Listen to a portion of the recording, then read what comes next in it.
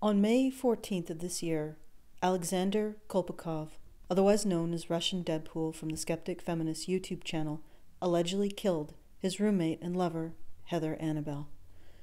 There is a lot of speculation going around as to what exactly happened. I'm not going to add to it or comment on the events that transpired. I want to extend my condolences to Heather Annabelle's family and my hope that while justice needs to get done, Alexander finds peace. That's all I have to say in regards to that situation directly. Many years ago, I was researching grief, and I remember reading the account of a doctor who had to deliver the worst kind of news to a family. He had to tell them that their father was terminally ill. Upon hearing this, the family started to talk about how they would be able to afford their lifestyle after he died.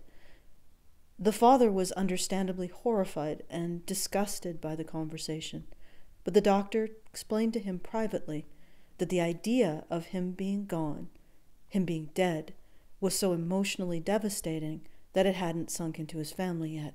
So his wife and children were talking about things that they could grasp instead, things that were tangible to them. Eventually it did sink in, and his wife expressed not just fear and pain at the loss of her partner, potential loss of her partner, but also shame and regret over what she had said in the initial hours before it became real to her.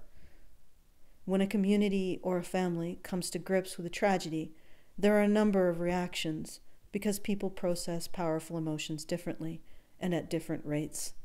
At first, it's hard to grasp the reality of what you're hearing, so it seems abstract and distant. When someone is in this stage, you may hear them talk about the tragedy in terms of their politics, or political point scoring, or the personal impact to themselves. That's understandable. It's not real to them yet. As the emotional impact sinks in, some may resort to black humor and jokes to deal with the issue.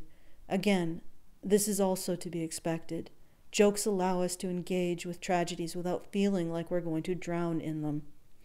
Others who have had the situation sink in may find the abstract talk about politics, the selfish talk about personal impact, or the tasteless joking to be offensive.